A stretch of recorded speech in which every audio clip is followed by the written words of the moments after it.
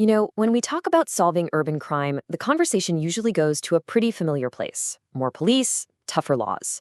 But what if we're looking in the wrong direction? What if the most powerful tool for public safety isn't a pair of handcuffs, but a set of house keys?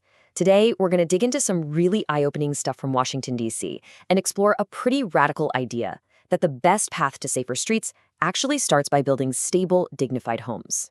It's the question every city is asking, right? It's in every town hall, on every news report, and whenever crime rates tick up, our conversations, they almost always snap back to the same reactive solutions.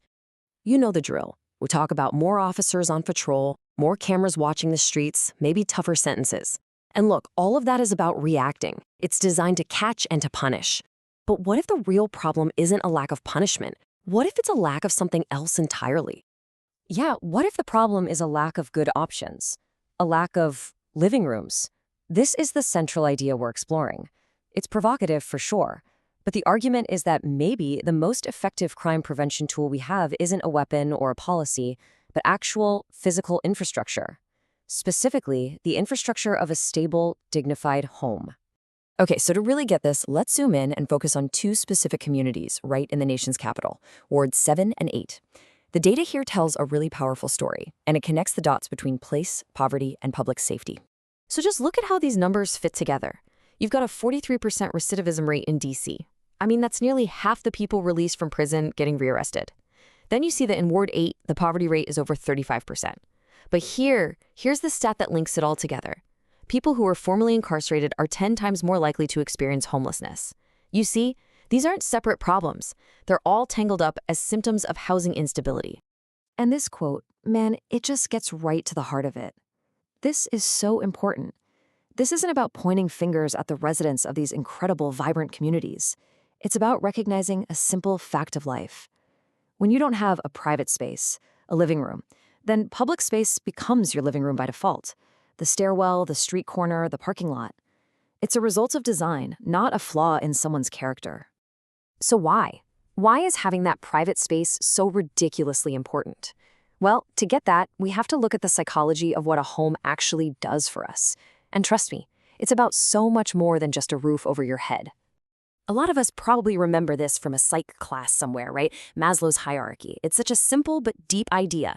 You can't climb that ladder of human potential. You can't even think about belonging or achieving your dreams if the bottom rungs are missing. And what's right there at the very, very bottom, along with food and water? Shelter. It's the absolute foundation, non-negotiable. And what's wild is that neuroscience completely backs this up. When you are under chronic stress, and I mean the deep stress of not knowing where you're going to sleep tonight, your brain chemistry literally changes. Your survival brain, the amygdala, it goes into overdrive. It's like a fire alarm that's just blaring 24/7. And when that happens, your planning brain, the prefrontal cortex, it just gets shut down. That makes long-term thinking, setting goals, controlling impulses, it makes all of that biologically difficult. It is not a moral failure. It is a neurological response. Just let that sink in for a second. A home gives you the mental bandwidth to hope. It's the quiet, stable ground you need to stand on before you can even begin to think about building a future, to imagine a life that's about more than just surviving the next 24 hours. Okay, so we've seen this psychological impact, but let's talk about what this looks like on the street, in the real world.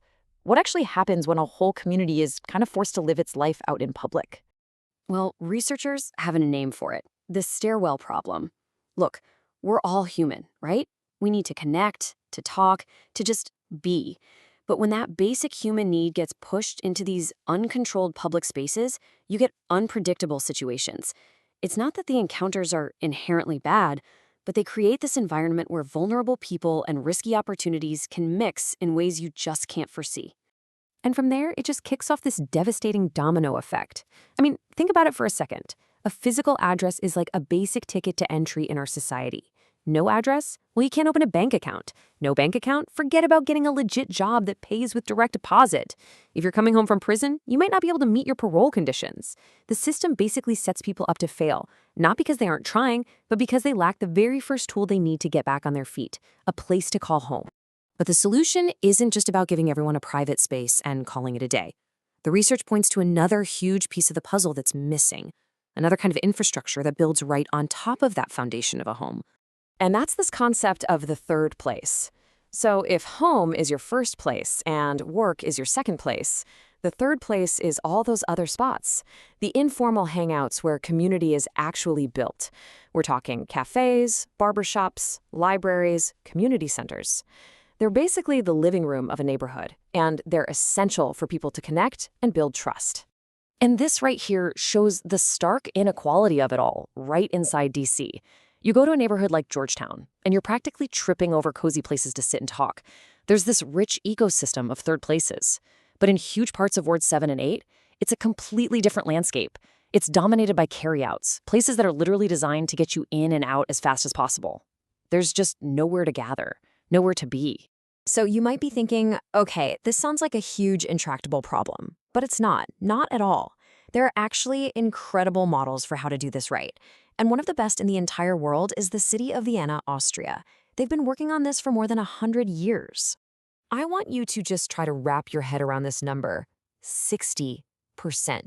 That's how many people in Vienna live in high-quality social housing. This isn't some marginal program for just the very poor. This is a core part of the city's identity. It's beautiful, affordable housing for the middle class, for the working class, for pretty much everyone. It totally changes the game on what a home is. And I love this nickname that was given to one of their earliest housing projects. It just captures the whole philosophy, doesn't it? The idea that affordable housing shouldn't just be a box to live in. It should be beautiful. It should give people a sense of dignity and pride. And they pull this off with some really clear principles.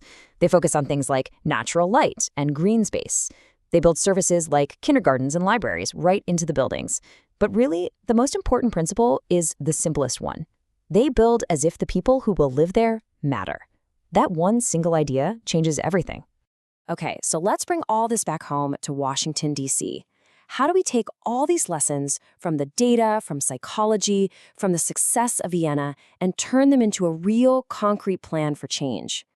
The research points to this really smart three-part model.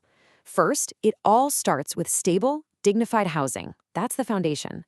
Then you build that third-place infrastructure right in, the community lounges, the shared spaces, and then you offer services, and this is key, they're voluntary and driven by the residents.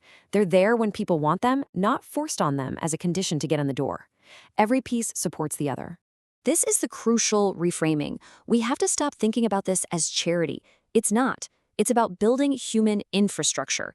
It's like building roads or bridges, but it's the fundamental infrastructure that allows people and entire communities to truly thrive. It's about creating a place people want to live, want to stay, and want to grow from.